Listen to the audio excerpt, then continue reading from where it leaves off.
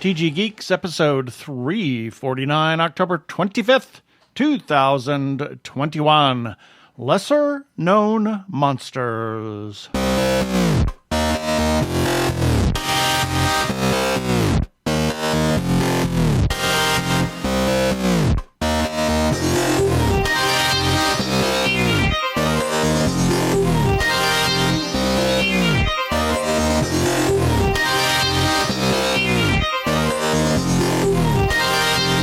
Hello and welcome to another webcast from tggeeks.com, where Ben and Keith, the two gay geeks, talk about all aspects of geekdom and nerdery.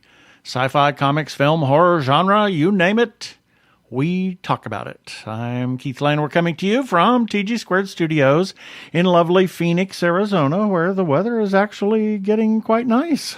Yeah, it is. Yeah, I was outside earlier today, and I thought the weather was quite lovely. And I'm Ben Raggington, coming to you from I'm still riding high after last night's experience at the opera. We'll talk about that later. Exactly. Here in Phoenix, Arizona. Yes. Let's get on with it. Prepare for hyperdrive. Meanwhile, in the Hall of Episodes, the two gay geeks are discussing this. Well, in this episode, we are talking to Rory Michaelson from the UK, and he has a book called Lesser Known Monsters. That was his first book, and he has a second book out, and both of these are, in this episode is right in time for Halloween, so we're excited about that. Birthday shout-outs, podcast of the week, feedback, and some regular shout-outs. In the second segment, we got a couple of things to talk about. And our wacky weekly. It's a wackly weeky recap. And then our regular shout-outs. And we are going to have an interesting conversation next week. So let's get started with this one.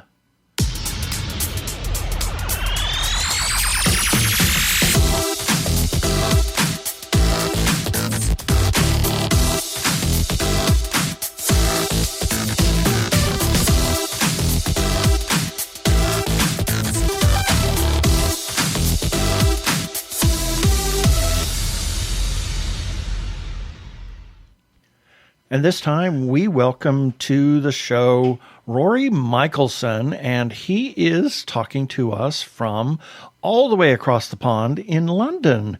Welcome to the show, Rory. Hi. So we are here to talk to you about a book that you've written a couple of books, but one that I have read. So tell us a little bit about who is Rory Michaelson and how did you get into writing? What was it that spurred you on to writing? Give us kind of a little elevator pitch of your life.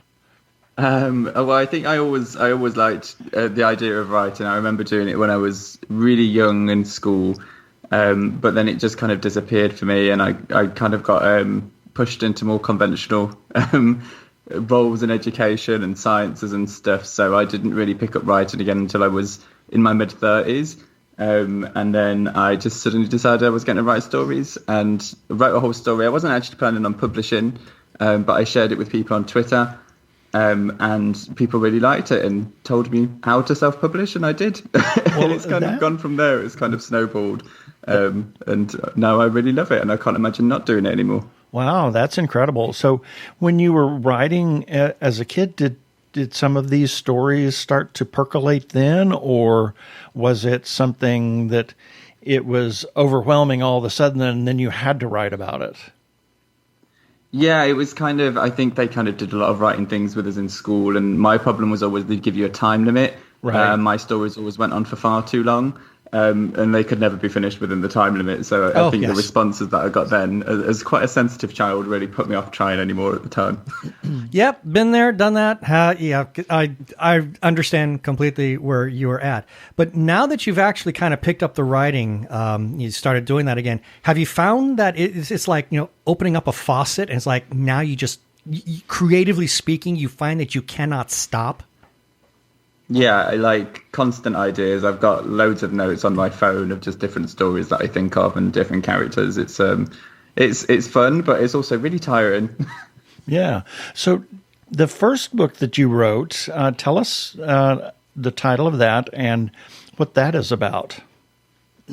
So the first book that I published was Lesser Known Monsters, and it has a really mundane origin. So I just was thinking one day about how people talk about lesser known animals and lesser spotted animals, and then I wondered what the variation of monsters would be that were lesser known monsters.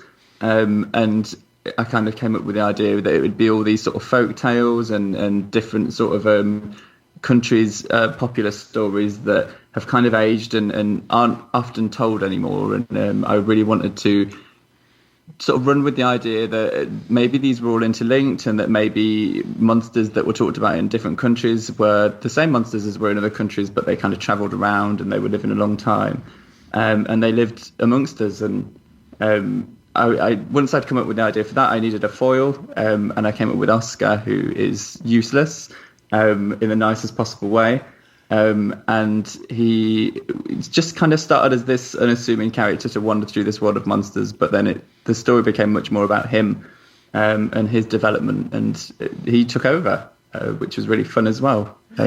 Yeah, interesting. Kind of his adventures in the new world of monsters. Yeah. So I would guess that in order to write this book, because you're referring to all these lesser known monsters and having to look at a folklore from all around the world, I would imagine you had to do a lot of research in order to make sure that you got all the details right. Correct?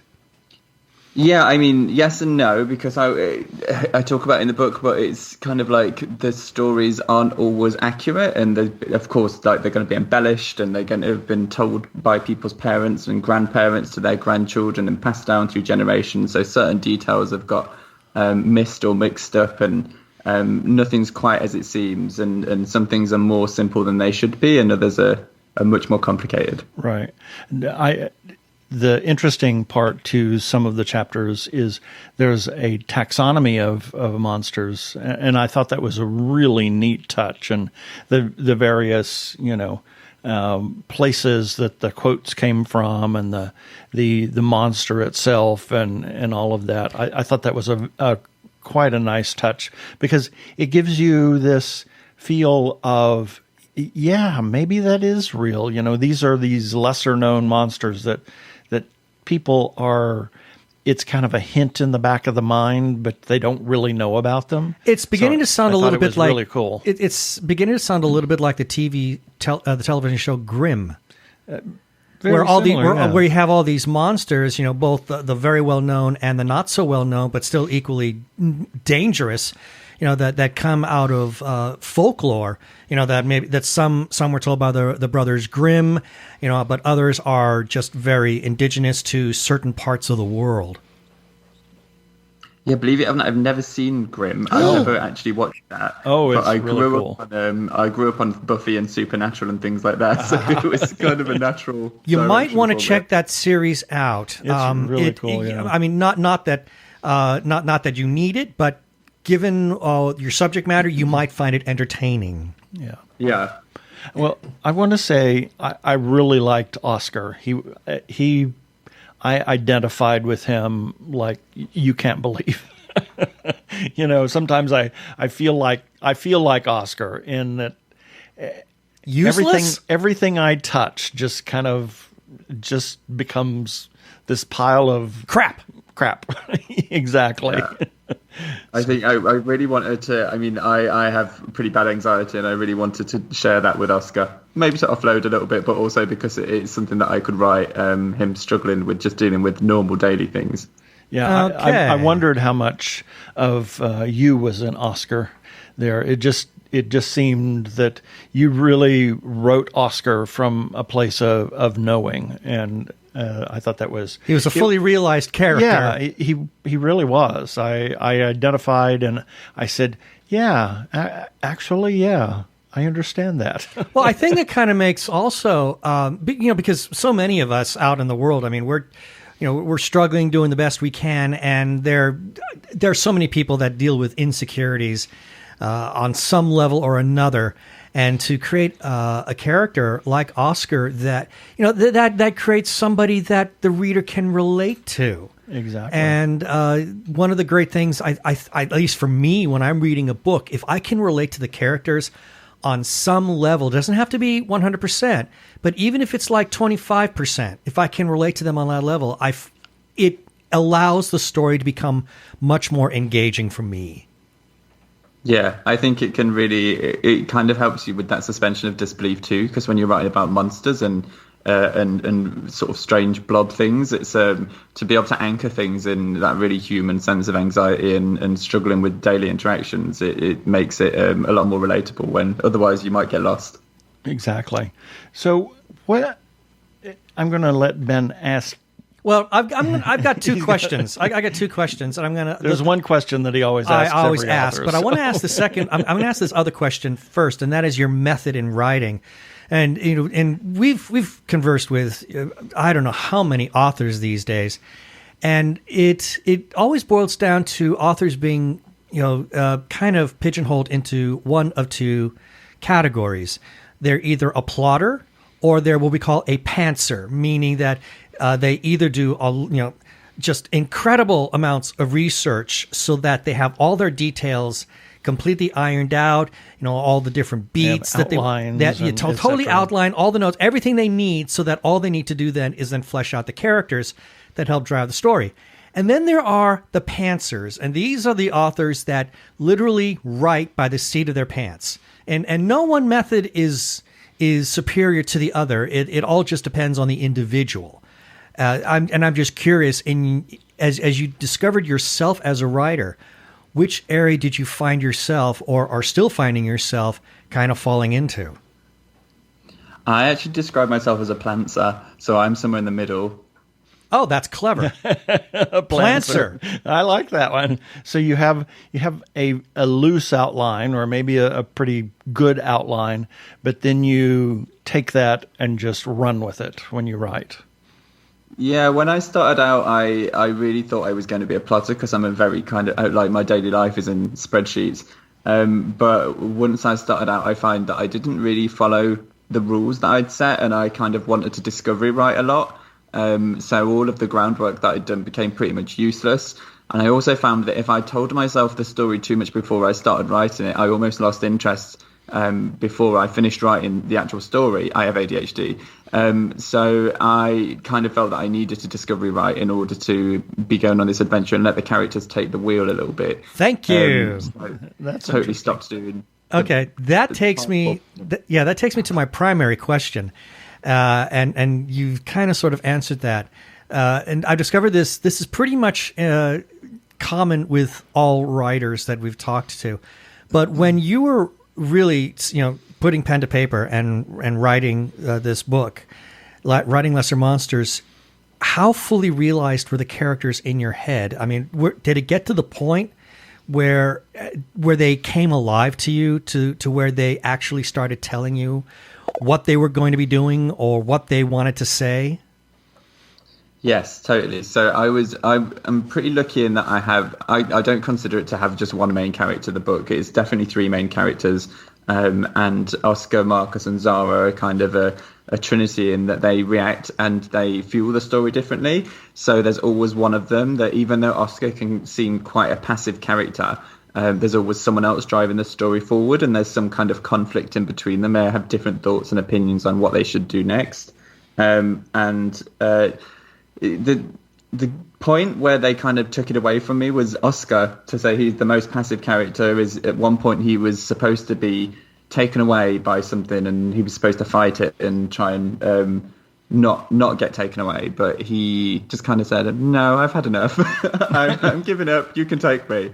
And that made much more sense for that character, and it really kind of shaped the rest of the story then. Right. That then kind of brings out the next question that Keith and I are always fascinated with, and that is, at any point while you were working on this, and fleshing out the story, did you ever find yourself kind of hitting, maybe, I know some writers hit roadblocks because they're like, I'm going to write it this way, but somewhere back in the hind mind, or the hind brain, there's that voice saying, no, but I want to do it this way.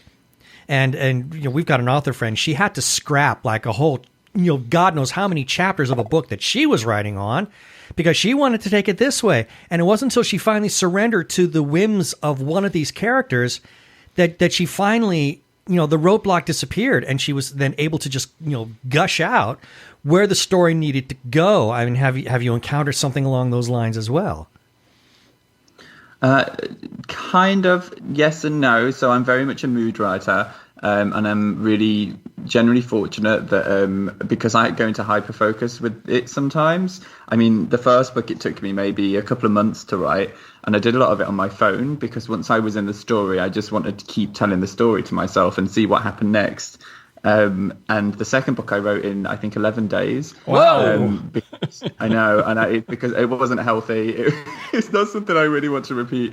I'm taking some time off. I have to finish my book. I'm taking some time off. I need to eat and sleep now that I finished writing the book.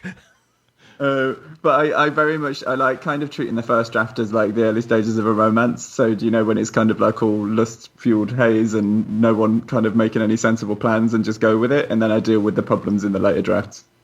Interesting. And lots of coffee. Exactly. Yeah. So I have to say that I love your trio, the Trinity. They are just so neat together, and they mesh together so well. And I could see where Zara she's the driving force. We're going to do this. This is the way. And then she kind of gives way to, and then there's Marcus, and then Oscar's just kind of along for the ride until he's like, no, we're doing it this way.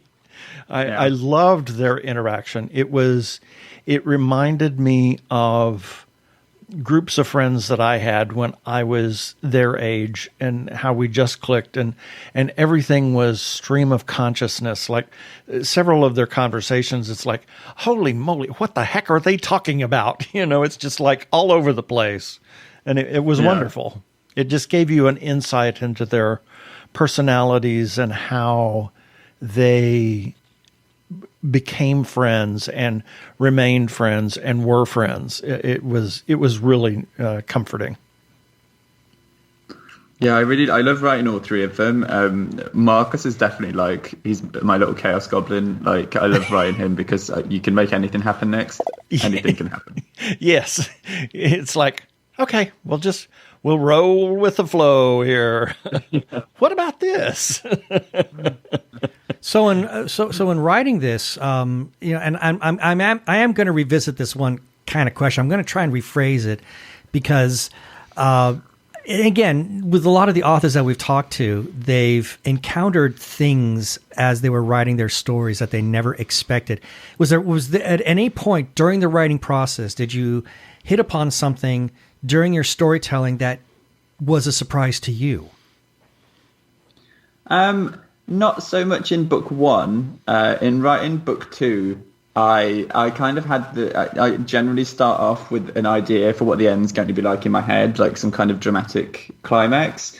And in book two, there's a chapter, I think it's called "This Is How It Ends," and it's not. That was how I imagined it ending, but it didn't end that way. And there's kind of a whole other act afterwards, and that was nothing I ever planned or expected.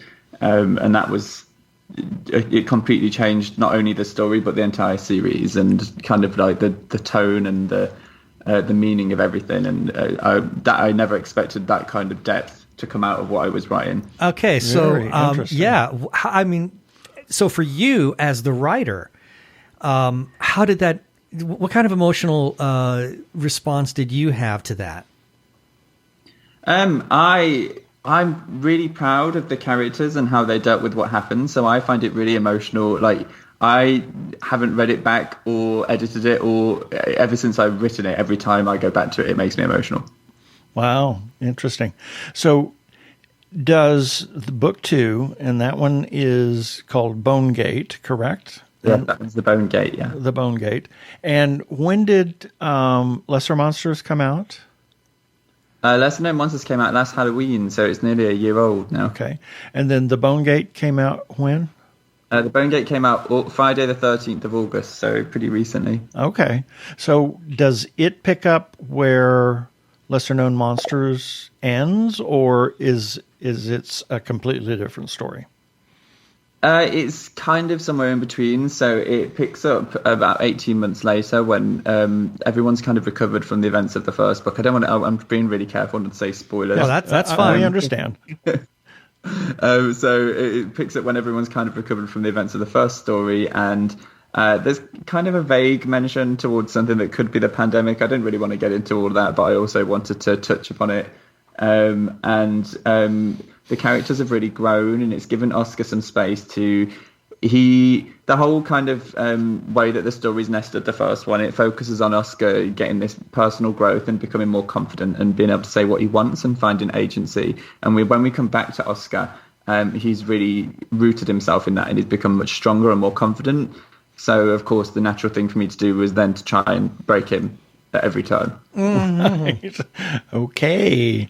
Well, interesting. And then... is there another book? Yeah, that's going to be my next question. I mean, what do you have next? Something somewhere that you're just going to write until it there's nothing finishes left? itself. Yeah, so the third book I've just finished drafting like 2 weeks ago, and it's called The Torn Earth. And that's the last one in the series. That's the final book of a trilogy. I don't know if there's going to be spin-offs. I don't know if there's going to... I mean, I've got a book of short stories as well, which is the Little Book of Lesser Known Monsters, which is just kind of like stories in the same world about different monsters. But yeah, I don't think there's ever going to be any more in the main plot line, but there may be spin-offs. Yeah, interesting. Nice. So for the future, is there any other stories outside of this universe that you're looking at possibly exploring, or are you looking at maybe hitting into other genres of writing that are of interest to you? Yeah, so I have a couple of things. So I'm going to be dipping into YA and doing kind of a little bit of YA horror, and I'm also going to be writing some high fantasy, which I describe as being queer steampunk sky pirates with superpowers. Oh, wow. Oh, wow. Okay, that's a mind bender. That one sounds cool. So tell us where, and tell our listeners where they can find your books. So you can find my books pretty much everywhere books are sold. If you Google Rory Michaelson, you'll find me on Twitter, you'll find me on TikTok and Instagram, though I'm not as good on Instagram. And my website has links to all the cheapest places that you can find my books, including independent bookstores local to you. Cool. And you've pretty much answered if you have social media presence. So you've got the Twitter. Yeah. Did you say Facebook as well?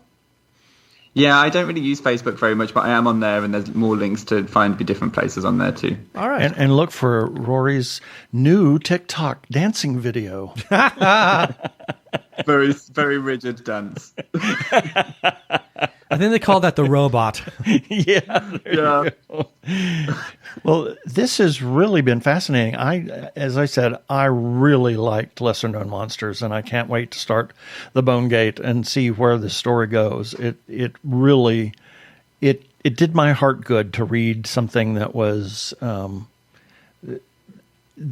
that genre, that was very queer, and people finding their own selves and being authentically themselves. It was very nice to read that.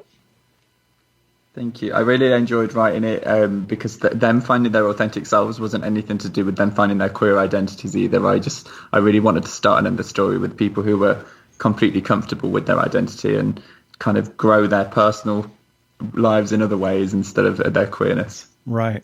And that's refreshing too. You don't have to deal with all the coming out. None of that angst. And that angst. Yeah. It's just they are, queer, and they are here. And how do we deal with what we're doing, and how do they live their authentic lives in finding their other selves and the situation that they wind up in. So it was really incredible. Thank you. Well, thank you so much for talking to us, and we look forward to chatting with you again when book number 3 gets ready to come out. Yeah, I hope so. I'll put you on my list of places to contact to talk about book 3 when I can. We would love that. Thank you so much. You don't need to hear their identification. They're the Two Gay Geeks. They can go about their business. Move along. That was a really fascinating. It was a great with conversation, Rory. and it makes me want to watch Grimm all over again for some I know, strange reason. I Imagine know. that. Interesting. Lesser known monsters. Exactly. Yeah. It was David Slayton turned us on to him Yeah. and said that Rory was so nervous. Very nervous. Why is everybody so nervous whenever they come on our show? know, We are it's like- such nice people. We don't bite too hard. No, Hopefully we didn't anyway. I don't think we did. Well, here's a few selected birthdays for October 25th through October 31st, 2021. October 25th, Georges Bizet, composer, was known as a brilliant student and won several prizes while at the Conservatoire of Paris. He was also a gifted pianist, but rarely performed publicly. He arranged things. He was trying to make it as a composer Right. and arranged stuff for other people. He wrote 3 operas, 2 of which are actually performed today. The third one is just, who knows? But one is performed more than others. I can't imagine what that one might be. Yeah. Da, da, da, da, da, da, da, da. You get Yep. the clue? And neither one were successful during his lifetime. No, they weren't. They became much bigger after he passed. Yep. Pearl Fishers has a lovely male duet, Which is probably the highlight of the entire work. Yep. And then there's Carmen. Yeah. And it has become one of the most popular and frequently performed operas ever. Well, it has so many memorable musical moments. Exactly. And then there's John Anderson. Speaking of memorable and music. Singer, songwriter. Poet. Most of his career with Yes. Yeah. Although he has released 14 solo albums. Yes, yes. And he became an American citizen in 2009. He lives in San Luis Obispo, if I am not mistaken. I believe so. Fantastic guy. And I say poet because he doesn't write lyrics. He writes poetry that the band set to music. Right. Oh my gosh, I got stuff. You're dropping things I'm dropping things on your desk. falling off of my desk. Billy Barty, actor, Legend and Willow and Masters of the Universe. Willow. Oh, please, let's not think. No. Come on. Masters was a horrible movie. That was dreadful. And early in his career, he did, probably 20 shorts with Mickey Rooney as Mickey Rooney's. This was in the 30s. It's just that you said shorts, and I'm sorry. I'm sorry. Yeah, that kind of stung. Yep. Founded the Little People of America in 1957 and helped to pass the Americans with Disability Act. He really was an activist. He really was, and he finally passed, didn't he? Yes. Yeah, but he lived to a pretty good age. Was 81, Yeah. I think. And then we have Greg Hall, our good friend, Audra's wife, or Audra's husband. wife? Audra's wife, yes. Okay, I think you need to His wife is Audra. Yeah, Audra's wife. I think you need to let her know about that. Yeah. And Greg is involved with the Phoenix Film Festival. Right. And friends of ours. October 26th, Carrie Elwes, actor, most famous for The Princess Bride. Yeah. But has worked continuously since The Princess Bride. Mm-hmm. I mean, it's just like constantly working, and he even has 7 projects in some form of production. Fantastic. He is a distant relative of Lord Carnarvon, who had funded Howard Carter's dig that discovered Tutankhamun. Oh, fantastic. Yeah. As well as a distant nephew of Henry VIII. Okay. It's interesting. Anthony Rapp. I love this guy. Actor, most famous for Star Trek Discovery, and was in the original production of Rent. Yep. Broadway production of Rent. And then Tom Cavanaugh, actor, mostly Flash and other CWDC products. Yes, but he is also a very gifted filmmaker. Yes. There's a short called Tom and Grant. Oh, my God. Oh, my Lord. That is one of the best things I've seen in a long time. You have to see it. We'll put the link You for have that. to see it to believe it. We'll put the link for that in the show notes for this episode. It needs to be seen to be believed, but it is absolutely brilliant. Yep. And he actually, interesting fact, he contracted malaria as a child. Oh, my goodness. Yeah, interesting. I didn't know that. October 27th, Niccolo Paganini, composer, violinist, the late 18th and early 19th century's most celebrated violin virtuoso, and one of the pillars of modern violin technique. And Oh, yes. what his 24 Caprices, and that's among his best-known compositions. My favorite is, besides the Caprices, is the Violin Concerto Number 2, referred to as La Campanella. So it's really, I love that piece. If you can play Paganini's work, that is a sign that you have arrived as a violinist. Exactly.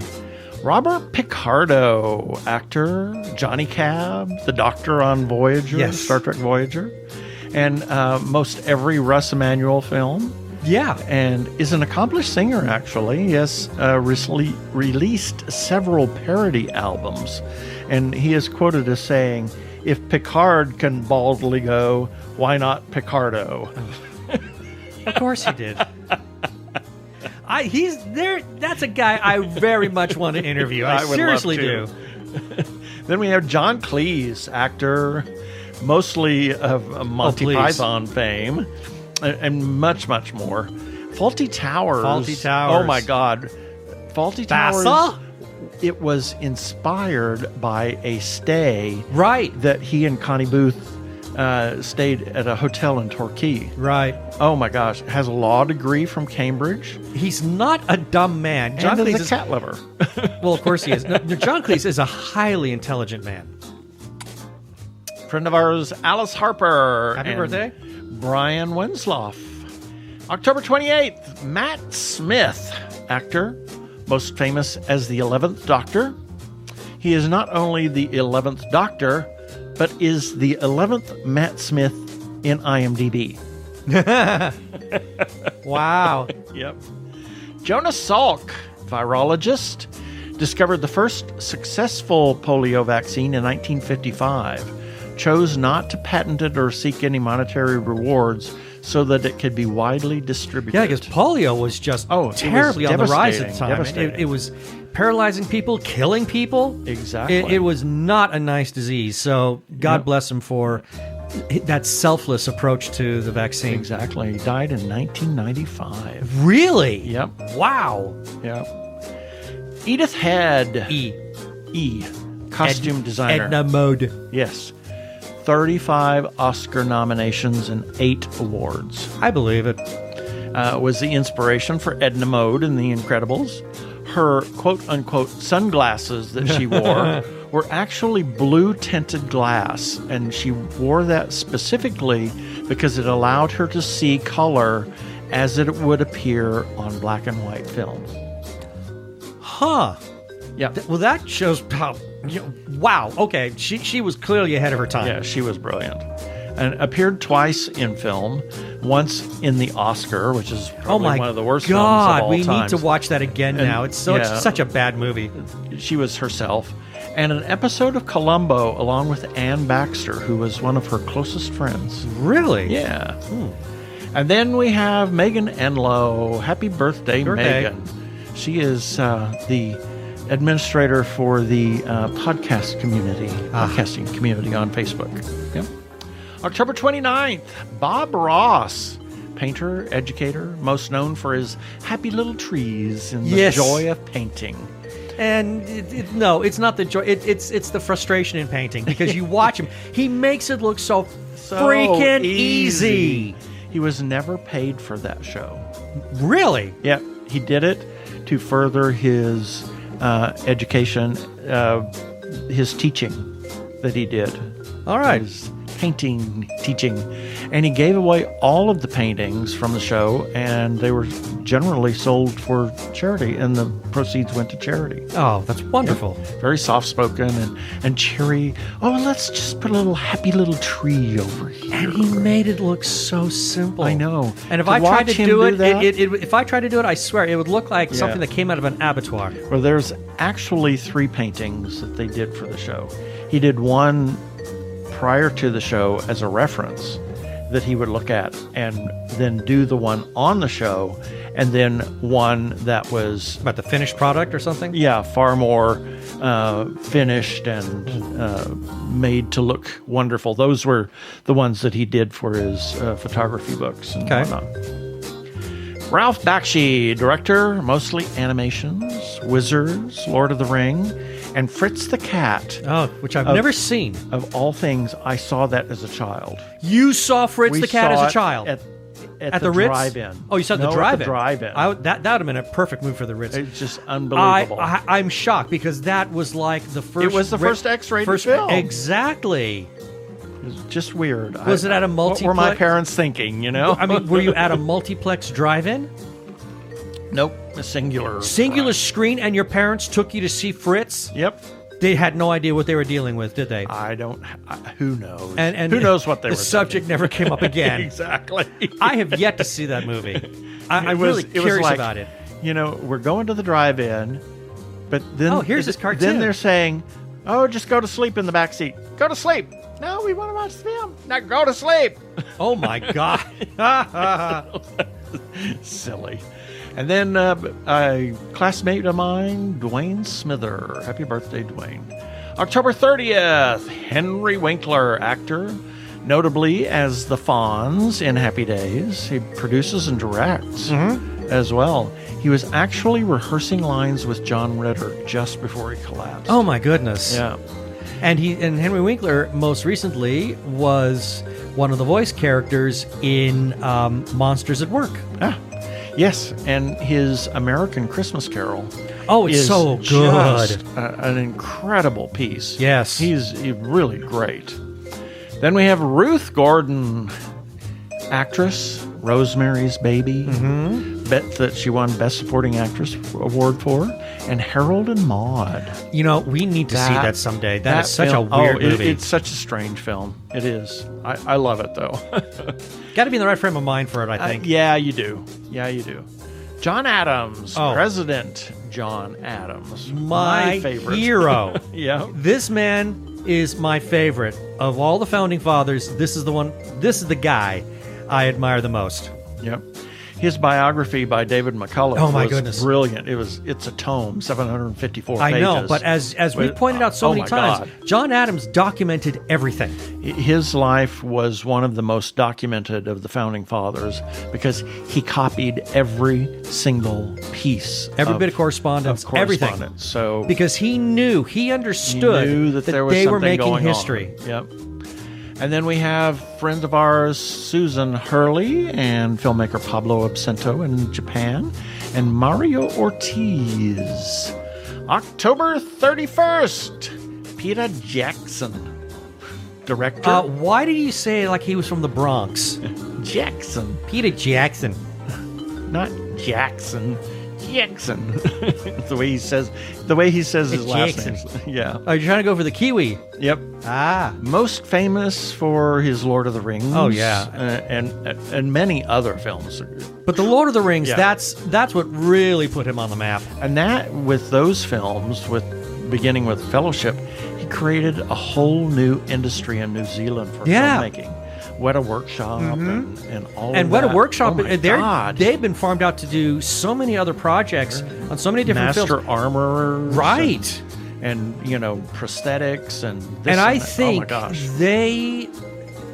their special effects team, they completely revolutionized and mastered the art of creating a CGI character. Yep. I mean, like no one else has done it. I mean, it is their creation of Gollum is the best I've ever seen in any kind of film. Yep. During the filming of The Fellowship of the Ring, he wore the same pair of shoes and 2 T-shirts. The same 2 T-shirts. Well, my favorite story is that he had this chair that they took and throughout the entire making of the trilogy, and that was his director's chair. We know whether it was in the studio or whether they were on location. That chair went with them everywhere, and everybody hated that chair. It was such a ratty piece of garbage that when they finally finished production, I mean, just They really burned it? They did. They had a bonfire. They turned it into an effigy or something. I don't know, but yeah, they lit the thing on fire. Ollie Johnston, animator, one of Walt's 9 old men, was very good friends with Frank Thomas, who is also an animator. They both started working for Disney at the same time in the 30s. and was the last of the 9 old men for several years until he died in 2008 at 97. Yeah. And my gosh, his work. He did everything. He worked on everything. And he and Frank continued to provide influence. I mean, they helped Brad Bird absolutely of Pixar when he was brought in to do The Incredibles. Mm-hmm. And Brad has always idolized those two men. Yep. John Candy, actor, funny man, SCTV. He did the Home Alone scene was almost all improvised, and did it as a favor to John Hughes. Yeah, because he was always in John Hughes films, and was good friends with Catherine O'Hara. Yes, that entire scene, with just the two of them, all of that is just magical. Yeah, and he said he was. IMDb says that he was talking to Catherine O'Hara just before he went to Mexico, and had a bad feeling. He thought something bad was going to happen, which sadly happened. He died, had a heart attack. Yeah, and then we wind it up with Jen Hines. Happy birthday, Jen! And that's it for the birthdays this time.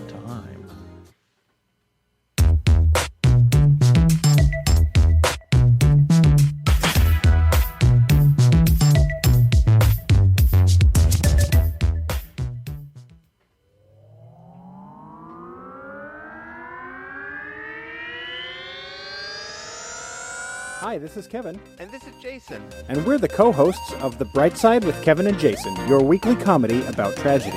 Every week, I teach Kevin about some tragic event in history, and then we find the bright side to it. And every week, I learn from Jason something I wish I never knew. You can find our podcast anywhere you find podcasts. That's The Bright Side with Kevin and Jason, your weekly comedy about tragedy.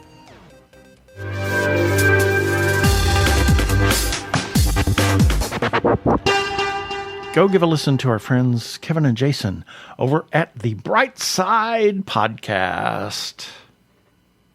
I'm Daniel Radcliffe, and I believe that reaching out for help is the bravest thing a person can do. If you are struggling and need support, call the Trevor Lifeline at 1-866-488-7386. It's free and confidential, and trained counselors are there to listen 24/7 without judgment. To learn more about the Trevor Project's life-saving work for lesbian, gay, bisexual, transgender, or questioning young people, go to thetrevorproject.org. We want to give a shout-out, as always, to the Joshua Tree Feeding Program. They are a 501c3 nonprofit food pantry for the HIV and AIDS community in Maricopa and Pinal counties. They do a wonderful service. They feed a lot of people every week. They set it up like a place where they can choose nutritional items, and It's set up like a store. I set up like a store, and I'm stumbling over this because I just got a little verklempt there, but they do a great job. They really do. They allow the clients to pick and choose what they want, and empowers them to take only what they want, so no food is wasted. They also have a second distribution day for those in the gender nonconforming community that may be experiencing food insecurity, regardless of their HIV status. And it's an all-volunteer organization, and they really could use your help. If you want to give a single gift or a monthly recurring gift, you can do that by going to jtfp.org.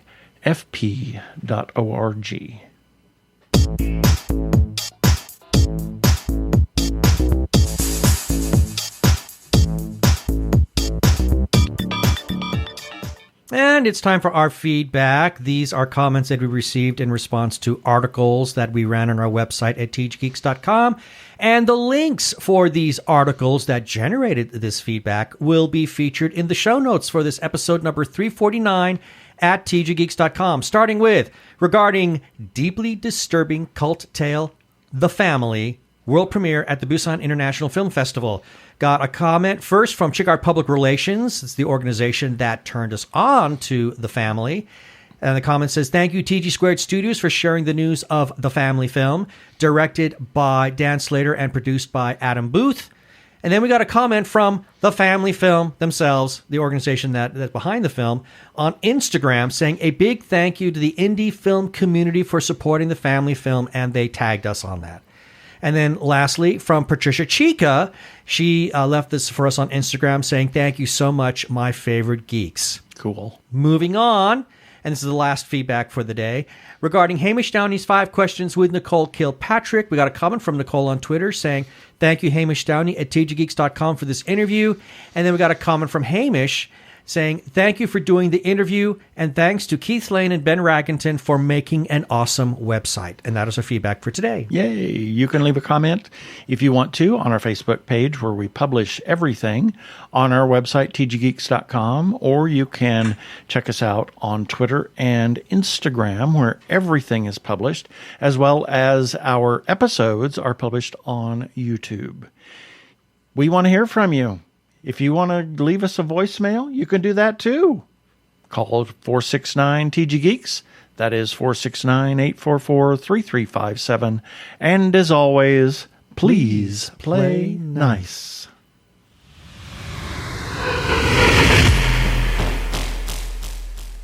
Well, as everybody knows, we are huge supporters of independent creators, whether it's filmmakers, comic book artists, writers, or others. Please check out their websites, their Etsy pages, their Facebook pages, their Twitter, Instagram, wherever you can find them. Talk to them, talk to other people about them, buy their stuff, and just enjoy supporting independent creators. We do support a lot of independent creators around here. So that's what you need to do.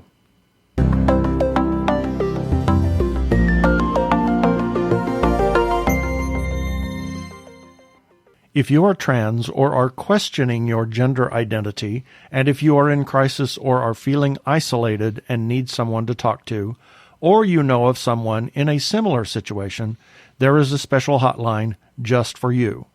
The hotline is provided by translifeline.org and staffed by trained counselors who are transgender themselves. The hotline in the U.S. is 877-565-8860. In Canada, it is 877-330-6366. Or you can go to translifeline.org to learn about the important work they are doing. Please reach out for help. You are not alone. Yeah, baby. They're like two gay geeks. They're together, you know. They're two gay guys and they're geeks. Is that okay?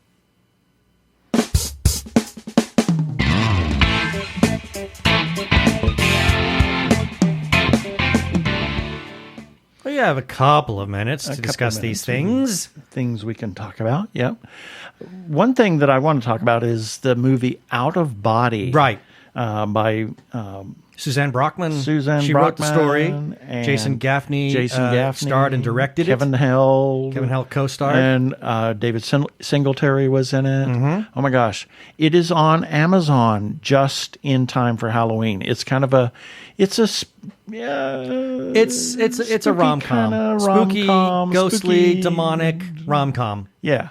It's a lot of fun. It really is. It's a great deal of fun. It's great. And all centers around Jason and Kevin, their characters, and they're both absolutely delightful and very strong actors. Yep. And that's the Jason and Kevin you heard about in the Brightside podcast. Same Jason and Kevin. Exactly. They have a podcast as well as working in film together. And they're very close friends. Yep. And so their chemistry on screen is, without question, outstanding. Yep. Now. Oh, my God. Oh, my Lord. We have to talk about something we saw last night as of this recording. We've talked about this a lot. The world premiere of the opera The Copper Queen, written by Clint Borzoni and libretto by John De Los Santos, produced by Arizona Opera. Now, this was not on stage. No. This was a film. It was supposed to be on stage. It was supposed to be on stage 2 years ago. But then something called a damn-demic got in the way. Exactly. And they pivoted and decided to make it into a film. And oh my God, Crystal Manich and Manley Films did such a fabulous job. And Clint and John were able to be there and work through that process. I was blown away. As we were leaving the theater last night, we were both speechless. Yep. And we kept coming back to, wow, because we could think of no other word that would even remotely come close to what we experienced. It was just that good. Yeah. And the Copper Queen is actually a hotel in Bisbee, Arizona. And the story is about Julia Lowell, who supposedly haunts the Copper Queen Hotel, and specifically the room where she lived in room 315. And that's this whole story. That's what the Copper Queen Opera is about. And Clint and John did a fabulous job of capturing the emotions and just everything about it. They used some shots specifically from the Copper Queen Hotel and the mine, the Queen Mine in Bisbee. And oh my gosh, it was just absolutely incredible. It was universally loved by everybody in the theater last night. It will be available on Arizona Opera's website on the on-demand, Arizona Opera On Demand, next weekish. So check out Arizona Opera and their We'll try to get a link portion. for that on our website. Exactly. I hope we will. But it was my God, it was so good. Incredible. Absolutely. I don't know what else to say about it except that it left us both in tears. Exactly.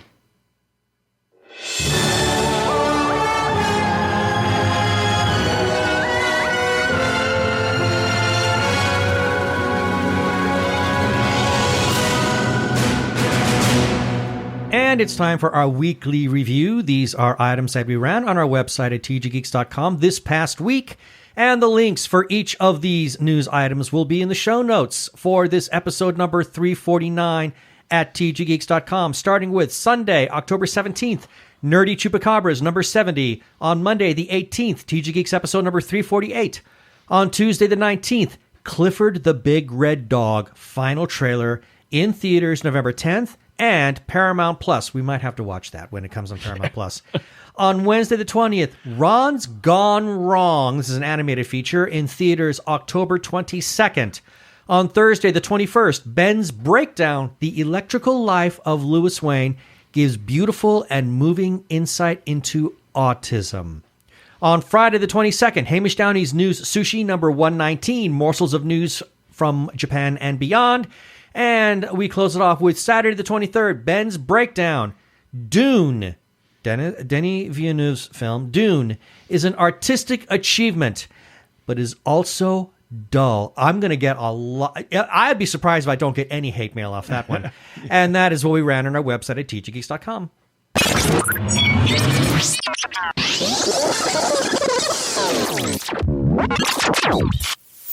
We have some shout-outs that we need to make. First, to Brian Weber, our good friend, also known as Arkle, and he's known on Twitter as the Geek of All Trades, or Brian the Ampersand List YouTuber. He has his Arkle Times Post Dispatch news, and you can find that by looking for him on Twitter, Geek of All Trades, and Geek is spelled G, the number 3, and the number 3, K of All Trades.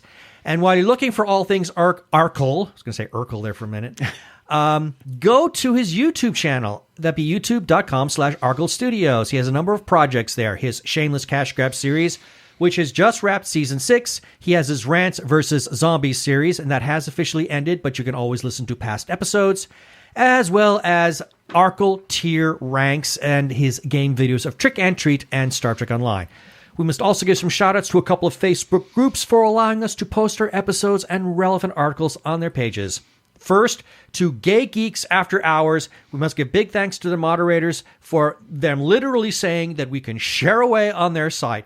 Their URL is facebook.com/group/Gay Geeks After Hours, and then to The Gay Geek for also allowing us to share our stuff there. And their URL is facebook.com/groups/The Gay Geek. And as always, we give special thanks to their moderator, Jeremiah Reeves. Thanks, Jeremiah. Other places we can be found are Spotify, TuneIn, Stitcher, Amazon Podcasts, Amazing Podcasts, yes. Amazon Podcasts. Amazoff. Yeah.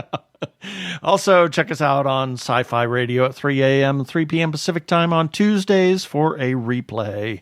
And listen to their other content, 24-hour geeky internet radio station. Please rate us and review us on iTunes, and don't forget to subscribe to our YouTube channel.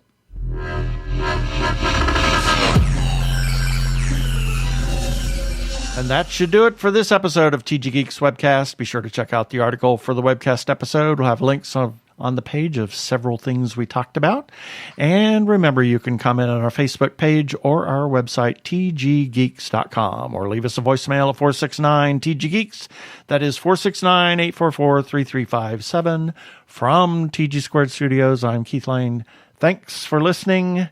Please be kind to yourself and those around you. Stay safe. Wear a mask. Get vaccinated. Peace. Cheers.